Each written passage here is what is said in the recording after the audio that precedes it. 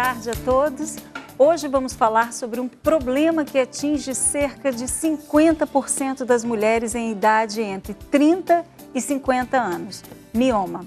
E para falar sobre isso, eu recebo nos nossos estúdios a ginecologista doutora Paula Feedback. Boa tarde, doutora. Boa tarde. Boa tarde, Aninha. Boa tarde. Hoje eu queria começar diferente, eu já queria começar fazendo uma pergunta para a senhora. O que é mioma, doutora?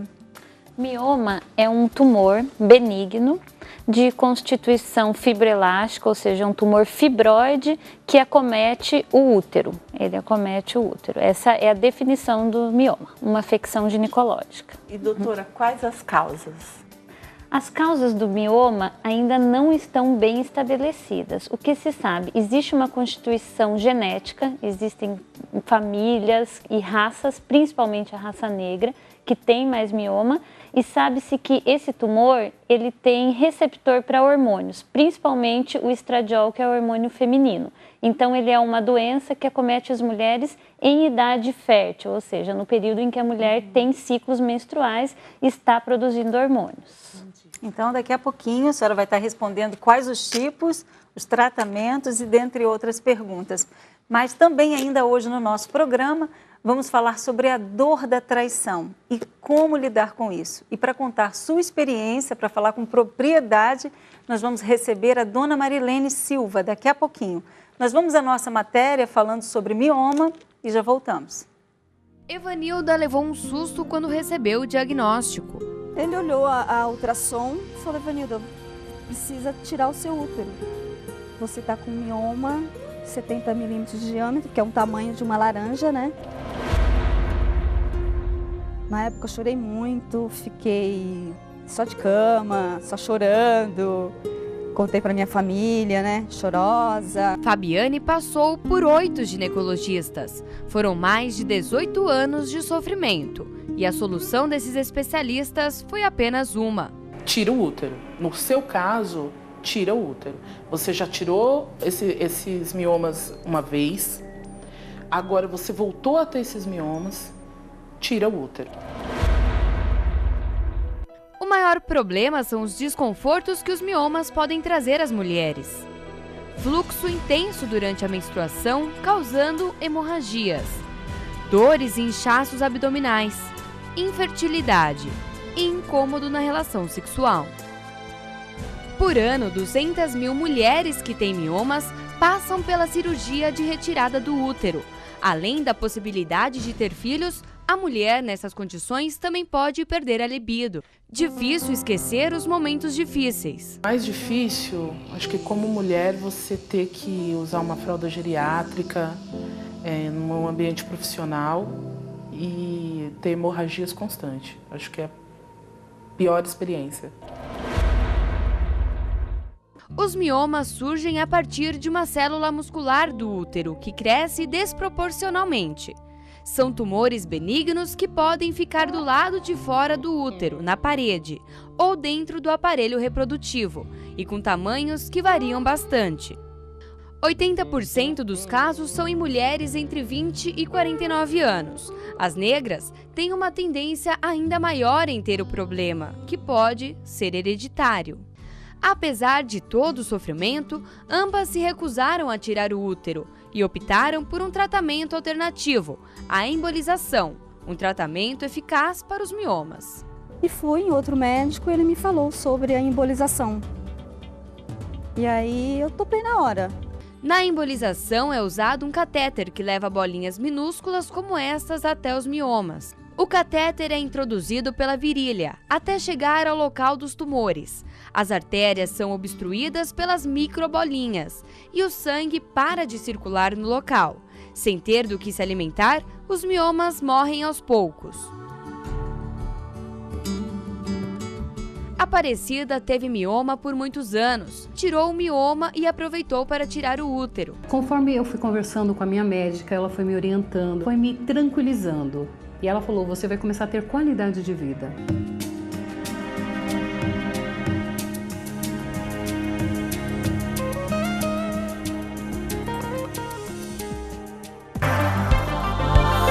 sua pergunta sobre saúde e envie para o nosso Facebook, facebook.com/vocêmulher. Um espaço para você interagir e sugerir temas. Fique ligado e participe. E lembrando que você pode ligar para o nosso telefone, que é o 5644-5210, e fazer a sua pergunta para a doutora Paula. Doutora, e quais são os tipos de mioma que existem? Existem 4 principais tipos de mioma, de acordo com a localização que ele está no útero. O mais comum, primeiro, é o intramural, que fica na própria musculatura do útero, dentro da parede uterina. Existem os miomas submucosos, que estão dentro da cavidade, que é do endométrio. Tá? Esse geralmente causa mais sintomas, porque o endométrio é a camada que todo mês descama na menstruação. Existem os miomas subserosos, que têm um componente intramural e estão fora do útero.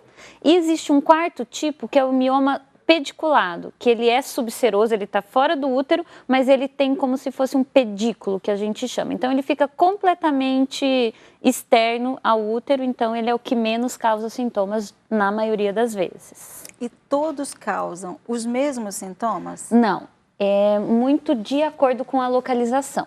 Tá? Então, o submucoso, que é o que está dentro da cavidade uterina, ele é o mais sintomático. Geralmente, ele causa mais sangramentos, tá? Porque essa camada do útero, endométrio, ela descama, sofre o processo inflamatório da menstruação todos os meses. Então, ele costuma dar mais sintomas, mais sangramentos, e é ele que está também relacionado com maior dificuldade para engravidar na maioria dos casos.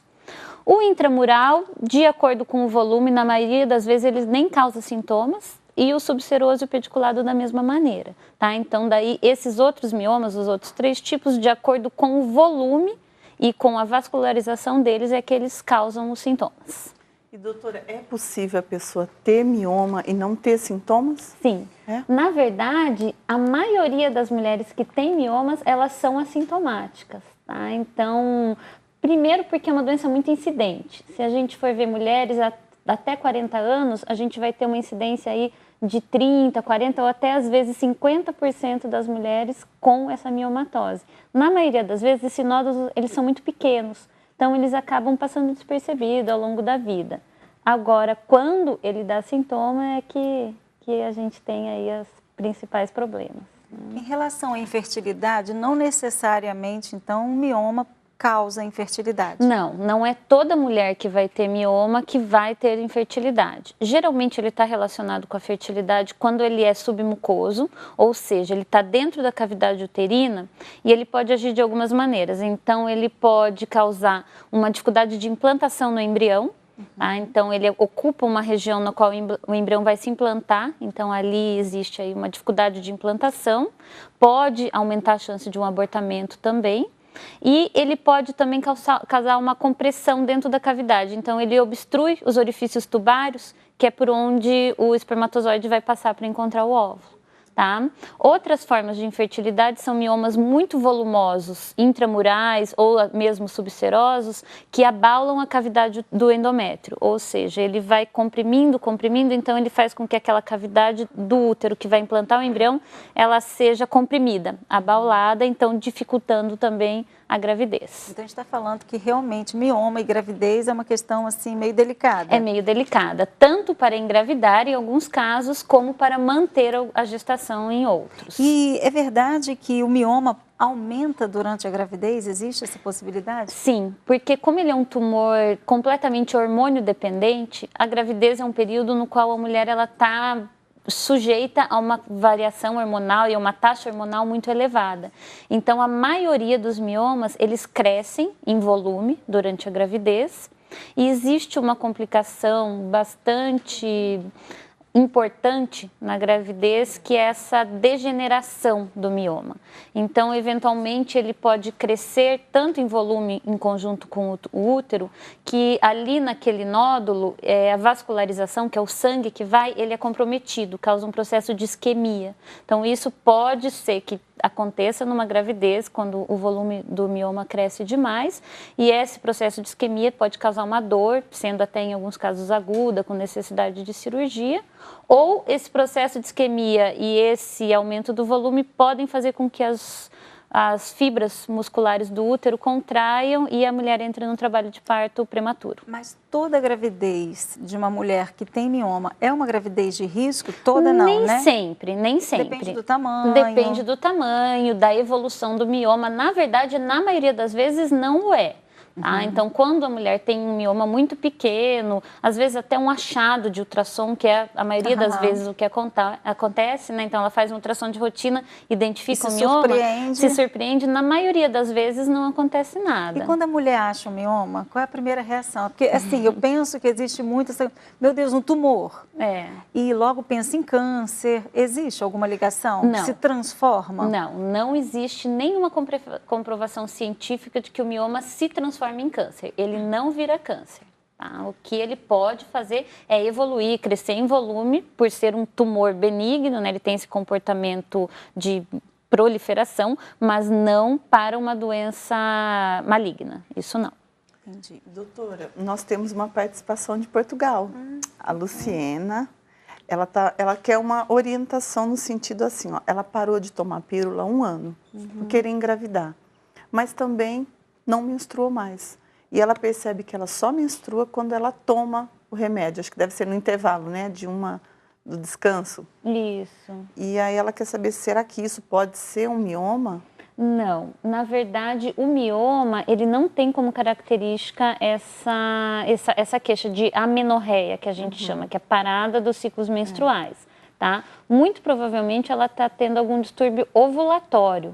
Tá? A principal causa, obviamente a gente tem que fazer outras perguntas, outros exames, mas a maioria das vezes são distúrbios ovulatórios, sendo que em mulheres jovens a principal causa é o ovário policístico e não o mioma.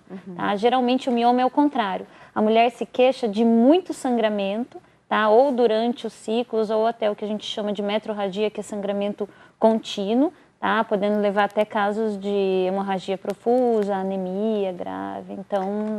Ela até pergunta aqui, ó, é normal uma pessoa não tomar pílula e não ter menstruação? Então, não é normal, né? Tá? Então, toda mulher que tem um ciclo menstrual regular, ela menstrua porque ela ovula. Então, muito provavelmente a gente tem um distúrbio ovulatório, tá? Na maioria dos casos. Então, não é normal, é importante que ela procure um especialista.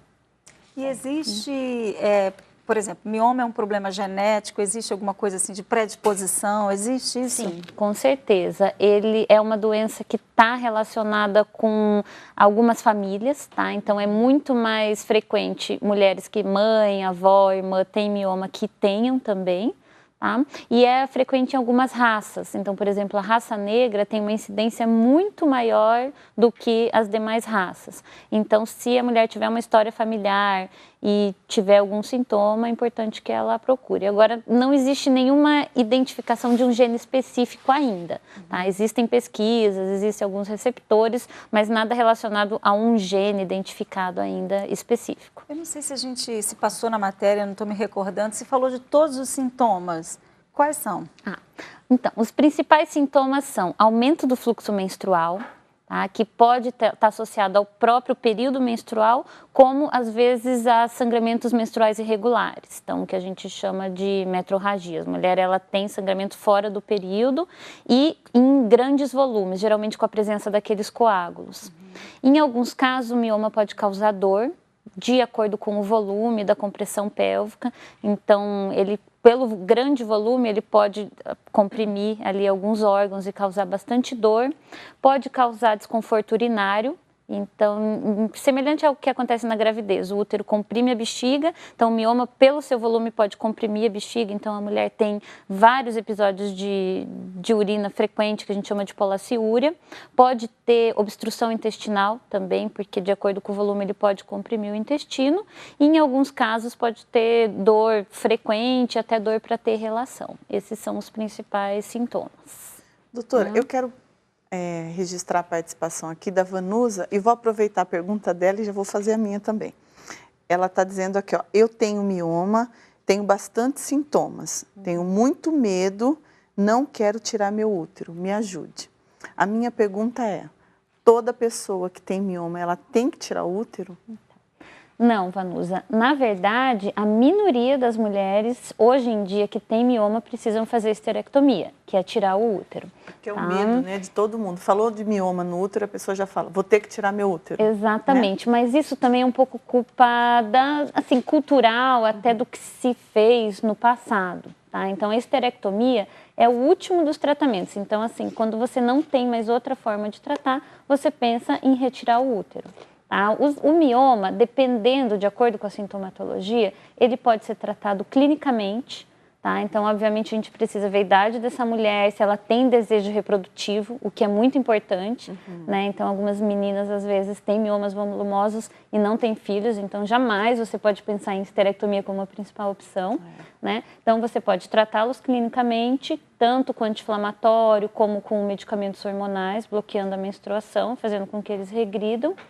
Hoje em dia, você tem a opção de fazer o que a gente chama de embolização, tá, das artérias uterinas, que é um procedimento minimamente invasivo, vascular, no qual você injeta um catéter. Até mostrou na matéria, exatamente, né? aquele lá. Então, você faz uma embolização dessa artéria uterina e você causa uma necrose dos vasos sanguíneos desse mioma. Então, você faz com que eles regridam. Agora, é muito importante perguntar para essa paciente se ela não quer ter mais filhos, porque é muito frequente as mulheres que são submetidas à embolização terem um comprometimento dos vasos sanguíneos do ovário, então entrarem numa falência ovariana mais precoce, e comprometimento endometrial também, que é da cavidade do útero onde implanta o embrião. Tá? Então, foi feito muito tratamento de embolização quando foi proposta essa técnica em meninas que não tinham engravidado e que prejudicou a fertilidade. Mas é uma opção. Tá? Outra opção bastante nova é o ultrassom. Tá? Então, você faz uma ablação através do ultrassom, guiado por ressonância. Esse tratamento assim, é bastante específico e tem mostrado bons resultados. Não está ainda disponível na maioria dos centros, mas é algo promissor e inclusive em mulheres que não engravidaram ainda, diferente da embolização.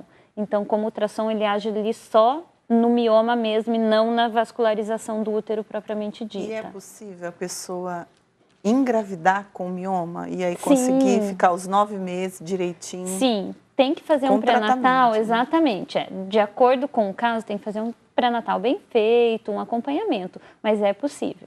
E terminando só os tratamentos, desculpa, a laparoscopia, que é para fazer a miomectomia, tá? Então, você pode tirar o mioma e não tirar o útero, tá? Seja pela laparoscopia ou seja pela técnica aberta, tá? Então, não necessariamente você precisa tirar o útero para tirar o mioma se você falar em cirurgia. E a última opção é a esterectomia. E tirando o mioma, ele pode voltar? O nódulo que você tirou, não, mas ela pode formar novos miomas. Como ela tem uma predisposição, geralmente a mulher que tem mioma, ela é uma formadora de miomas, tá? Então, é uma mulher que sempre tem que acompanhar. E fazendo a miomectomia, seja pela laparoscopia ou pela técnica aberta, é uma gravidez no qual tem que acompanhar, porque você pode ter um risco de ruptura uterina, tá? E você tem que fazer uma cesariana obrigatoriamente. Então, existe a possibilidade da mulher ir com mioma para o resto da vida, tratando mesmo com medicamento? Com certeza. E na época da menopausa, como é que fica a questão do mioma? Então, geralmente, os miomas, eles regridem na menopausa, tá? Que é o mesmo mecanismo que acontece em doenças hormonio-dependentes, como a endometriose, adenomiose. Como você para aquele estímulo hormonal que o ovário produz mensalmente, então a mulher entra na menopausa, ele para de receber o alimento, que é o hormônio, e ele vai regredindo, tá? Então, na maioria das vezes, você acaba tendo uma melhora parcial até total dos sintomas. E também vai regredindo os sintomas? Isso, todos? Exatamente, todos vão diminuindo. Tá? Em alguns casos, em muito volume, quando você tem miomas muito volumosos, mesmo que eles regridam, eles ainda continuam sendo volumosos. Então, você acaba tendo que fazer alguma forma de tratamento, até eventualmente depois da menopausa pensar numa miomectomia, até numa esterectomia. Mas na maioria das vezes eles regridem e os sintomas juntos. Fica ali quietinha. Exatamente, ela convive com eles sem nenhuma complicação. Aninha. A Thelma aqui de São Paulo, ela está falando, na verdade é uma orientação, né? Porque acho que ela já deve estar com um médico. Ela fez um exame e constatou 3 miomas. De que forma posso fazer para eliminá-los? Ela falou se ela tem filhos ou não, não falou. Não fala. Então, Thelma, de acordo aí, se você não quiser mais engravidar, não quiser mais ter filhos, estiver com sintomas, ela pode bloquear a menstruação, tá? Então, existem alguns métodos hormonais no qual a mulher fica em amenorreia, fica sem menstruar, então a gente tem um bloqueio do estímulo hormonal. Ela pode partir para embolização, tá?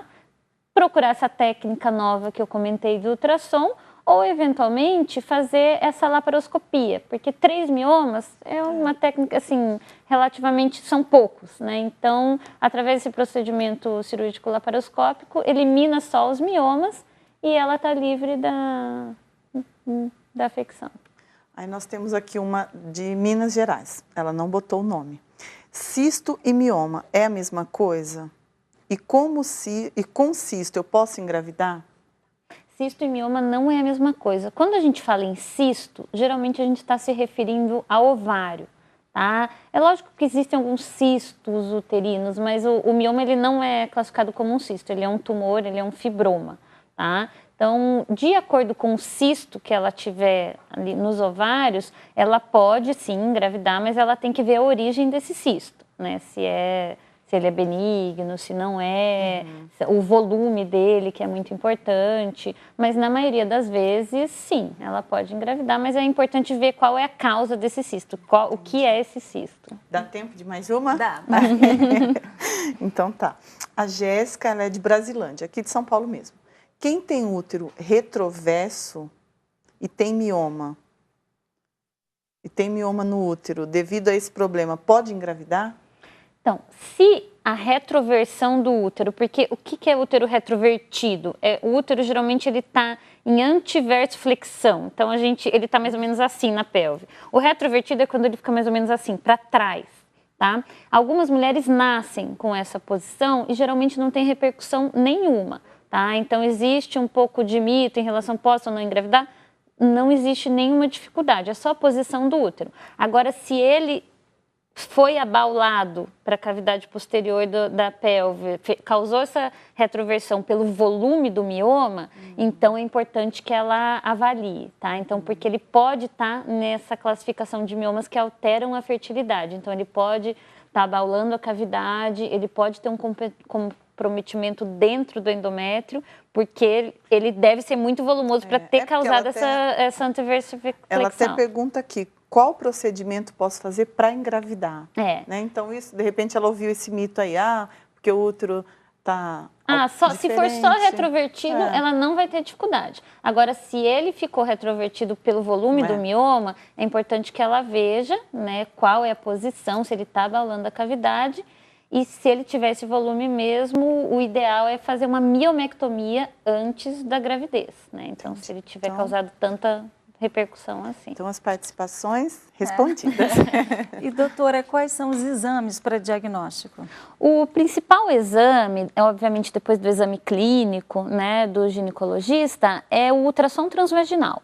Tá? Então, o ultrassom transvaginal ainda é o melhor exame para avaliar o mioma. Ele consegue avaliar a localização do mioma, o volume do mioma, com bastante especificidade e sensibilidade. Outros exames daí um pouco mais específicos é a ressonância, a tomografia, que são pedidos em alguns casos mais específicos mesmo, né? Então, o ultrassom é o principal exame. Eu queria que a senhora acalmasse essa mulher que está nos assistindo e que foi diagnosticado, que tem um mioma e que, de repente, está achando tudo muito assustador. Eu queria que a senhora falasse alguma coisa para ela. Então, assim, o mioma, ele é um tumor benigno. Tá? Então, ele não é um tumor que vira câncer, ele é um tumor, na maioria das vezes, assintomático, tá? Então, ela não vai ter sintomas em, pelo menos aí, 30% das vezes das mulheres, e nem sempre a mulher que tem mioma precisa operar, precisa tirar o útero e precisa tratar. A maioria das vezes, ele acaba não tendo nenhuma repercussão. Óbvio, se algum desses sintomas acontecer, procure seu especialista, que na maioria das vezes também o tratamento é simples, ele não é um tratamento muito complexo. Então, fique calma. Doutora, eu gostaria de presenteá-la com um livro, não sei se está dando para aparecer aqui, ó. Não sei se vocês... Isso. Esse livro já é um best-seller, é um livro de ajuda à mulher, um livro de linguagem bem fácil e bem gostoso de ler. Eu tenho certeza que a senhora vai amar. Senhora, muito obrigada novinha, a você. Obrigada. Muito obrigada. Obrigada por ter vindo e aceito o nosso convite. O prazer foi meu. Muito obrigada. Nós vamos agora a um intervalo e já voltamos conversando com a Marilene.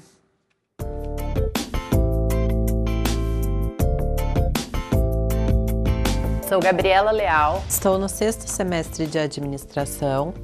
Escolhi esse curso por ser um curso amplo e é nessa área que eu desejo trabalhar. Futuramente vou abrir meu próprio negócio ou assumir os negócios da família. Sou determinada e me vejo no futuro uma pessoa bem-sucedida. Eu já modelei, fui modelo por bastante tempo.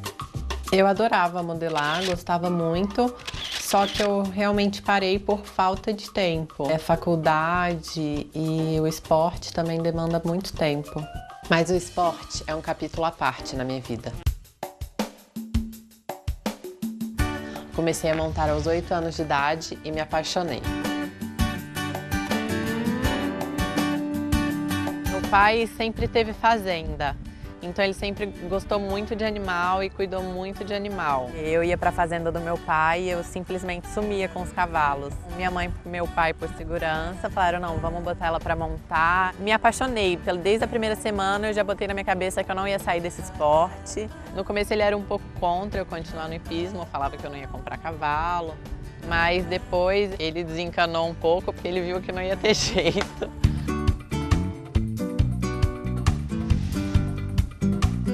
Eu dou essa açúcar como agrado, mesmo antes do trabalho. Cada cavalo é diferente, cada cavalo se comporta de uma forma. E é incrível que com o tempo você vai vendo que o cavalo se molda a você e você acaba se moldando ao cavalo. É uma experiência maravilhosa. Para mim, ele tem que ser mais experiente, ter passado por algumas situações, ser um cavalo mais maduro, que tome atitude por mim quando eu não puder tomar. Eu me apaixono, eu monto no cavalo, eu já estou apaixonada. Então, geralmente é sempre um dos primeiros cavalos que eu experimento e que eu compro. Na competição é você sempre fazer uma boa pista, sempre fazer uma boa apresentação e você saber que você está evoluindo junto com o seu cavalo e que o seu cavalo está evoluindo junto com você. Essa é a maior emoção.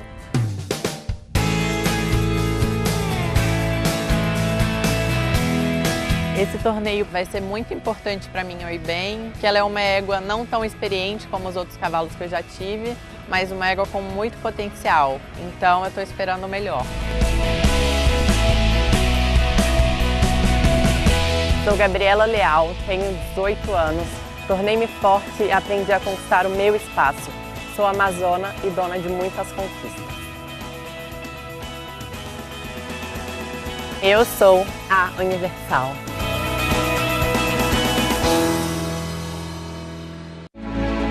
Viver neste mundo é uma batalha constante. Ansiosos pelo futuro ou presos ao passado. Enfrentamos momentos de dor e conflitos, desafios, decepções e injustiças. Como suportar os revés da vida? São muitas as ideias e teorias, mas o que fazer diante do impossível? O Pão Nosso para 365 dias, do Bispo Edir Macedo. Um livro com mensagens de fé para cada dia do ano, que irá ajudá-lo no seu cotidiano, dando as respostas que você precisa para um ano de vitórias e conquistas. Adquira através do site www.arcacenter.com ou de segunda a sexta, das 9 horas da manhã às 5 da tarde, pelo telefone 21 2461 0060. Você pode mandar a sua dúvida sobre diversos assuntos, pedir orientação ou fazer um desabafo. Envie seu e-mail vocemulher@r7.com. E a partir de agora, também o nosso telefone fica à sua disposição, caso você queira uma ajuda, queira conversar com uma esposa de pastor, porque elas estão lá de plantão aguardando você e prontas a te ajudar. Eu estou aqui com a Marilene Silva. Boa tarde. Boa tarde. Que bom que a senhora voltou. É sempre um prazer conversar. Então, e hoje com um assunto bem delicado. Nós vamos falar sobre traição. Qual é a reação da mulher traída? Existem alguns tipos. Existem aquela que, quando se depara com a notícia da traição, se desespera, se revolta, arruma as coisas e vai embora e acabou mesmo. Existe aquela que é totalmente apática, né? Existe aquela que suporta qualquer coisa, prefere fingir que não está vendo.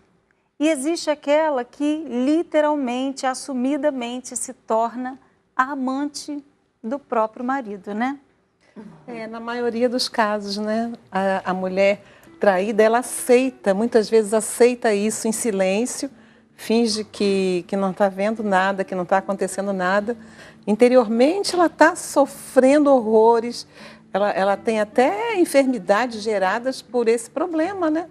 Esse problema emocional dela, porque ela guarda aquilo com ela mesma, mas ela age como se nada estivesse acontecendo e só para não perder o marido. Então, ela aceita essa traição e convive com aquilo normalmente. E quando ele toma a decisão de sair de casa e morar com a outra mulher, muitas vezes ele ainda fica lá e cá. E ela se torna amante do próprio marido. É o caso daquelas que amam tanto o marido e que, na verdade, não é nem que amam tanto o marido, não se amam, Não se né? amam, exatamente. São mulheres cuja autoestima está lá embaixo, né? Elas não procuram, assim, ver o seu próprio valor, né? Ela se espelha no valor do marido. Então, ela quer ser aquilo que ele é. Ela não presta atenção nela. E essa autoestima está lá embaixo, então ela tem que continuar ali como se tivesse uma bengala, né? O marido se torna isso. A gente vê que relacionamentos problemáticos é exatamente isso. A pessoa busca no outro o que ela não tem. Exatamente. Então, vai ser uma busca constante. Ela não vai conseguir nunca preencher. Eu sou tímida, então eu vou me relacionar com uma pessoa que fala muito. Mas você vai continuar tímida. Porque se ele falar muito, aí muito menos você vai aparecer. Verdade. Né? Então, é aquela constante. É o tempo todo ela buscando em alguém algo que ela quer para ela. Ela se realizando através de outra pessoa. E isso é frustrante, né? Ela não busca nada, né? Ela não busca, assim, fazer um curso, ela não busca fazer uma coisa que ela goste, né? Ter um hobby, ela não busca satisfazer, assim, o seu ego. Ela busca somente a sua satisfação pessoal através daquela pessoa que a está maltratando, porque ela está sendo maltratada. E a senhora vê que é um momento tão delicado que quando a mulher recebe a notícia de que está sendo traída, muitas, não todas, mas logo querem saber quem é a outra. Para meio que se comparar, Exato. meio saber, deixa eu ver o que ela tem que eu não tenho. Você vê que o complexo que surge de repente, assim, é tão grande e que domina a inteligência dessa mulher, é tão grande que ela para de olhar para ela, ela para de olhar para tudo, olha para uma pessoa e fica tentando encontrar os erros dela para justificar um erro que o marido que cometeu. Verdade. Quando não, às vezes ela se depara e fala, mas espera aí, ela é mais feia que eu, que mulher, né? Ela é mais gorda que eu. Como assim? Mas, de repente, essas qualidades que ela está vendo na outra, o marido conseguiu ver muito mais além. Né? Porque tem umas também que se anulam a tal ponto. Ela não tinha qualidades para mostrar para o marido, né? Ela não tinha qualidades. E uma coisa também muito que acontece muito é o seguinte: ele me deixou, ele me abandonou, ele não presta, ele não serve, a culpa é dele e dela, da amante. Mas existe uma participação também daquela que é traída, alguma coisa ficou faltando naquele casamento. Aquela traição não começou ali, ela já vinha antes, algumas coisas vinham acontecendo até chegar àquele ponto. E acontece muito com as mulheres possessivas. Tem mulheres que são tão possessivas com o marido que elas não deixam nem o homem respirar. Elas controlam a vida do marido por telefone. Como se fosse um filho. Exatamente. E o marido, ele não quer uma mãe. Não. O marido quer uma esposa. Ele não suporta mais, uma como se fosse uma prisão psicológica. Dizem os especialistas que essa prisão é a pior que tem. É pior do que aquela entre as grades, é aquela prisão psicológica. O homem não pode dar um passo que a mulher está perseguindo, ela quer saber tudo que ele faz, o momento, para onde ele vai naquele momento, o que ele está fazendo, o que está acontecendo com ele. Então, ele fica sufocado. E nenhum homem consegue conviver sufocado. Então, acontece uma traição. Por isso, ele encontra uma qualidade numa outra mulher que não é assim, desse jeito que a esposa é, aí ele vai e trai. Claro que a gente sabe que nada justifica, Exatamente. mas existem mulheres que, além desse ciúme desenfreado, essa insegurança que domina ela e que ela não se dá conta do tão, a palavra é essa mesmo, desculpa, mais chata que ela verdade. se torna, ainda tem a questão da manipulação do ser da pessoa, dela querer mudar o marido numa pessoa que ele não é. É verdade. Existe esse fato também, e que pesa muito na relação, porque que homem quer ser controlado dessa forma? Ele não poder ser o que ele é. Ele sempre foi, ela conheceu ele dessa forma, e depois que casou, ela quer mudar ele em outro homem. Quer que ele seja igual a ela. Depois de um tempo, ela quer aquele homem que ela conheceu de volta, mas que hoje ela o transformou em outro. E que provavelmente, às vezes, olha já está até com outra também. Verdade. A maioria das vezes homem já aconteceu. Por exemplo, nenhum homem quer ao lado uma mulher fraca, né? Uma chorona, uma que se lamenta. Nenhum homem gosta disso. Não gosta. Mas ele também quer ter aquela mulher delicada, aquela mulher meiga, né? Quer dizer, é tudo com equilíbrio. Exatamente. Tudo que vai além disso, a gente vê que traz transtorno. Porque o homem, é bíblico isso, é a natureza que Deus criou mesmo, com esse instinto. Ele é o cabeça da casa. E a mulher que quer bater de frente, com o mesmo, sabe? Não, eu também falo no mesmo tom. Exato. Gera um problema no casamento, um desgaste, porque imagina duas cabeças. Total falta de sabedoria, né? Aí é uma competição, né? Verdade. E casamento não é questão de competição, não é um ringue, né? Porque se os dois querem ficar lutando para ver quem é o mais forte, isso deixa de ser uma união prazerosa para ser uma luta constante e que cansa. Essa é a realidade, né? Verdade. E é por isso, não justifica, mas às vezes falta isso na mulher, esse entendimento. E por conta disso, às vezes, acontece traição. E toda luta, quando a gente entra para uma luta, um só que tem que ser o vencedor, né? Mas quando é um time, todos são vencedores, né? Então, quando ela joga junto com o marido, ela vai ter essa sabedoria de eu não vou reclamar agora, eu não vou falar agora, porque nós vamos continuar essa briga vai longe. Não tem fim. Não tem. Então, se ela parar um pouquinho, ela vai logo perceber. Ela mesma tem as armas, é que ela não está sabendo usar, né? Com certeza. E muitas vezes, nesse momento, ela tem que parar e pensar, fazer um autoexame, né? Ver quem ela é, como ela está se colocando diante daquele marido que a traiu. Porque ele olha para aquela imagem daquela mulher chata, ranzinza, aquela mulher que chora, que...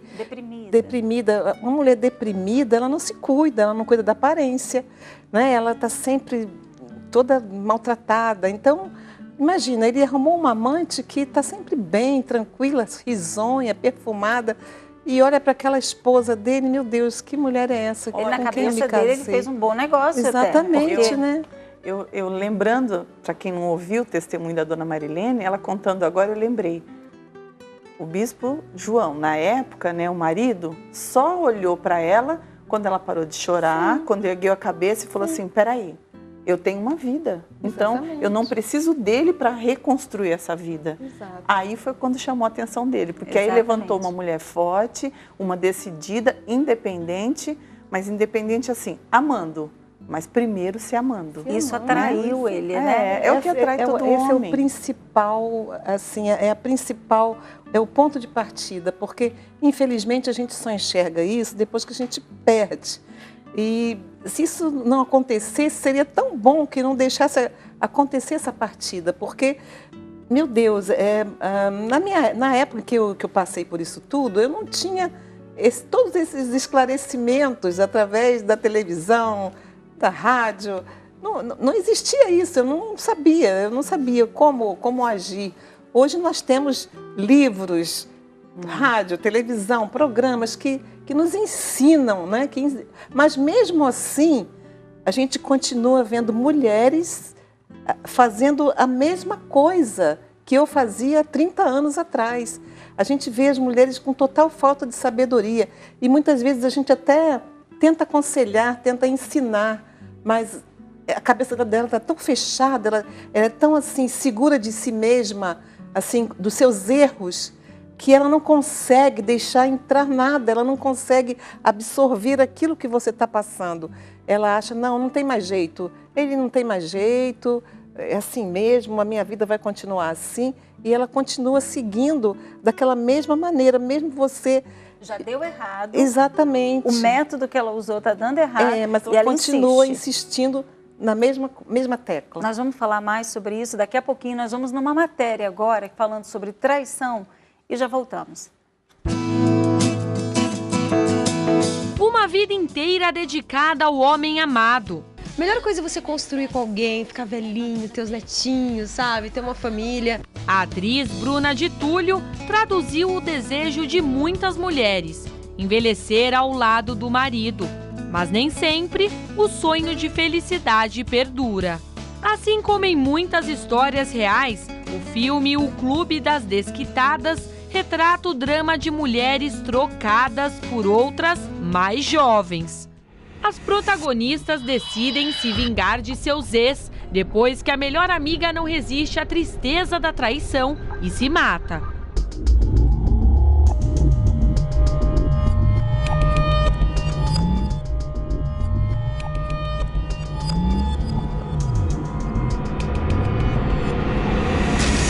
Neste caso, a arte parece mesmo imitar a vida. A história de Andréia poderia ser enredo de um longa-metragem.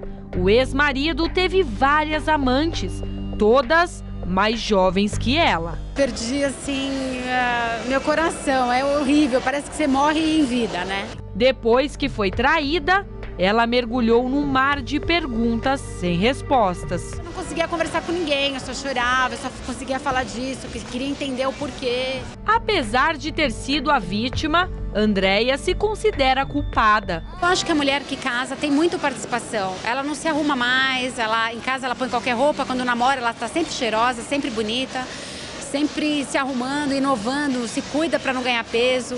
Eu ganhei peso quando eu me casei, eu me vestia diferente em casa, eu estava sempre cansada, sempre queria dormir. Eu acho que tem um estímulo da mulher fazer o homem buscar fora. Descuidar do visual seria uma desculpa para os maridos infiéis? Bem, para a psicologia, a resposta é mais complexa do que se imagina. Aquele negócio que quem tem tudo em casa não trai, trai sim, porque o outro continua atraente. Aquele negócio de quem ama não trai, trai sim, porque nós temos a propensão, a gente continua achando outras pessoas atraentes, bonitas, interessantes, uma hora a gente fraqueja.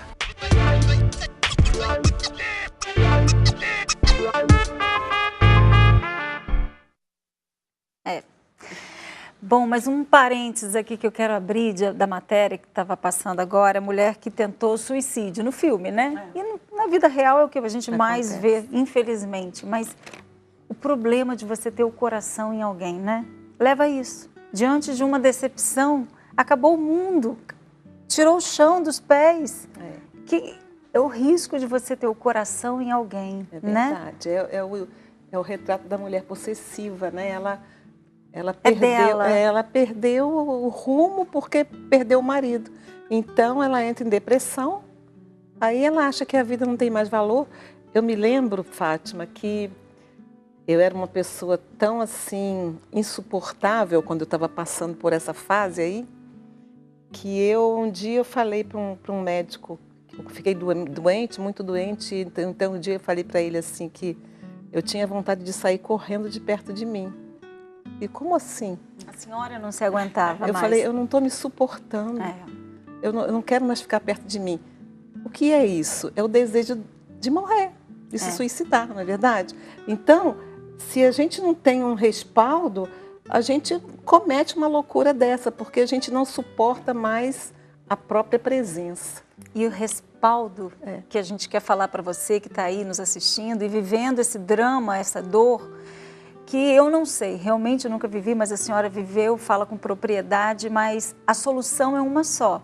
Eu não vivi esse problema, eu vivi outros problemas, mas a solução está exatamente na fé. A fé é o que dá suporte, a fé é o que te faz encontrar uma direção para agir de forma adequada, a fé que estabiliza a tua emoção, é a fé que resolve. Aí de repente você está me assistindo e diz assim, mas eu não tenho fé. E eu te pergunto, por que você diz que não tem fé? Porque você não sente ela? Mas a fé ela não é para ser sentida. Eu tenho fé. Nesse momento eu tenho fé e não estou sentindo nada. A senhora está sentindo alguma coisa? Tá, Ana? A fé é assim, ela não traz nenhuma sensação. Ela é a única coisa que, quando a gente usa a nossa fé, porque é diferente, todo mundo tem fé. A gente costuma ouvir, né? Quando a gente pega um avião, a gente tem fé. A gente tem fé que aquele avião não vai cair, né? Então você que está nos assistindo, você tem fé. O que você precisa para despertá-la é usá-la. E quando a gente traz esses assuntos aqui à baila, é justamente para mostrar para você que na fé você encontra uma saída. Você pode reconstruir o teu casamento. Dona Marilene é um exemplo vivo disso. A senhora reconstruiu um casamento que era super feliz, super estável, que foi super abalado também por uma traição inesperada, que a senhora jamais imaginava que fosse acontecer. E quem imagina? É verdade. Ninguém né? imagina. Não, a gente imagina que isso aconteça na casa do vizinho. Na nossa casa, isso nem passa pela nossa cabeça, né? E realmente, na fé, quando você age a sua fé, a Bíblia diz que a fé do tamanho de um grãozinho de mostarda, ela remove montanhas. E realmente, a gente quando começa a cultivar esse grãozinho que está lá dentro adormecido, a gente começa a ver as coisas tão claras na nossa frente. É incrível, dona Maria. A gente se sente um gigante. Meu o Deus. Problema que era enorme, ele se torna passa pequeno. A ser desse tamanho. Exatamente. Só pela forma de você exatamente. ver a coisa diferente.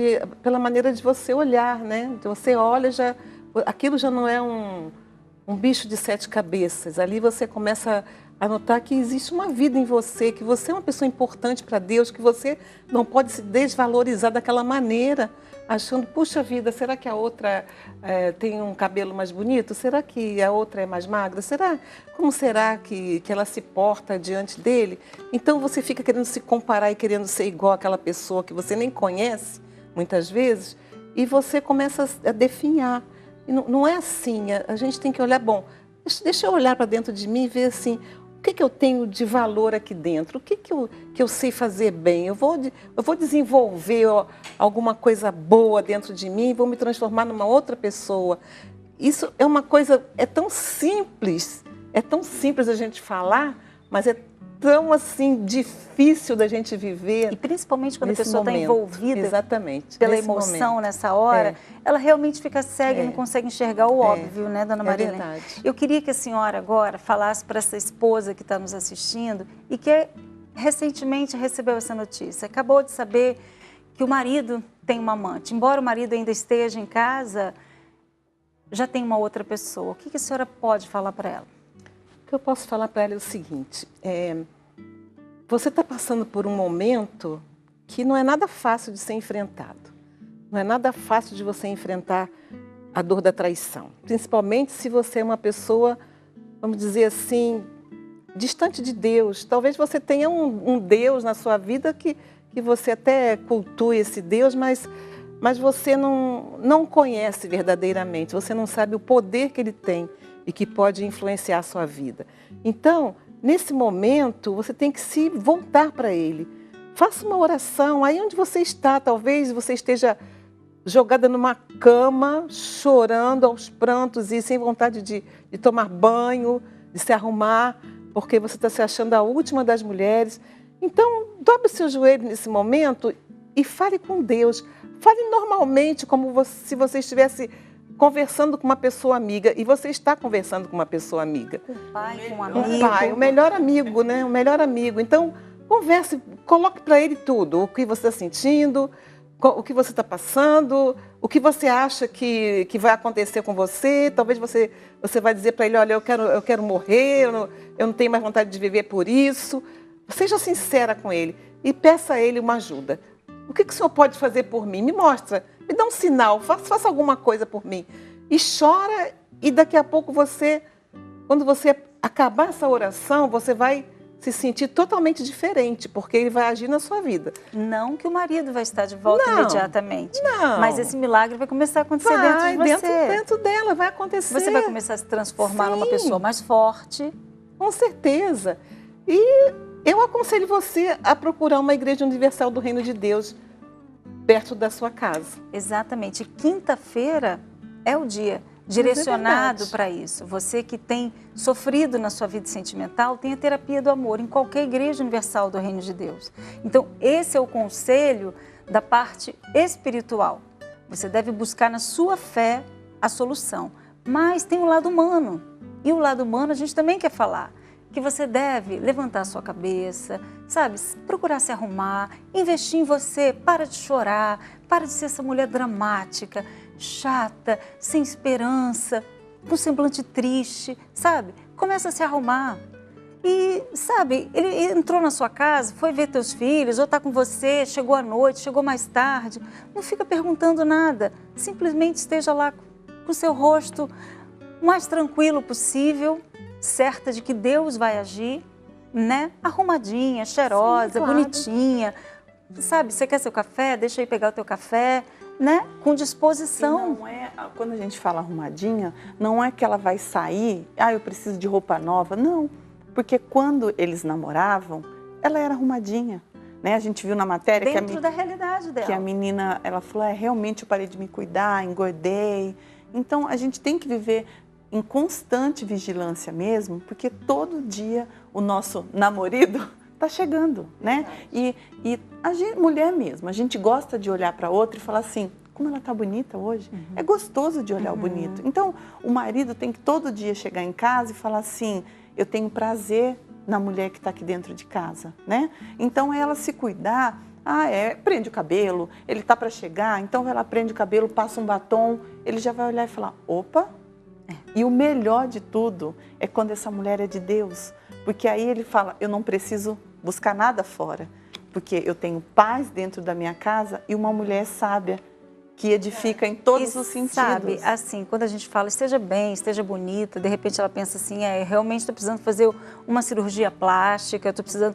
Não, nós não somos contra, não é essa a questão, mas não é essa beleza que vai trazer ele de volta, é essa também de você se cuidar, lógico, mas não significa dizer que você dependa disso para trazê-lo de volta. A senhora chegou a fazer alguma cirurgia plástica para o bispo João voltar, achar a senhora interessante, diferente, voltar? Não, e é interessante falar o seguinte, o psicólogo ali falou que mesmo as mais bonitas, as mais lindas, podem passar por isso. Tá bom, podem passar por isso, mas se ela tiver uma beleza interior, é muito difícil ela passar por isso, porque assim, se ela for uma mulher bela por dentro, se ela exalar essa beleza para o marido dela, é claro que a gente tem que se arrumar, não é? Não é porque, por exemplo, eu já sou avó, que eu vou me tratar de qualquer maneira, nada disso. Então, eu estou sempre me cuidando, me tratando, eu estou sempre cuidando da aparência, tudo. Isso tem que continuar pela vida toda, não? A gente não pode deixar a peteca cair, como o ditado diz, mas a beleza interior, essa aí, é essa... Puja tudo. Totalmente. É essa que faz o elo, é essa que une, é essa que chama, é o imã, né? Que faz com que a pessoa fique, assim, ele se torne realmente uma só carne com você, porque... Não tem como, né? A gente vê as artistas lindas e acontecendo essas coisas na vida delas, mas é porque geralmente são ocas, né? Não tem estrutura interior. Infelizmente, a nossa conversa vai ter que acabar aqui. Estava tão gostoso. Mas fica aí a dica para você. Olha, você pode mudar essa situação. Invista em você, levanta a cabeça, fica em silêncio, para de chorar. Se você tem que chorar, chora aos pés de Deus, porque Ele vai te trazer a solução, tá bom? Então, olha, Deus te abençoe. Amanhã estaremos de volta.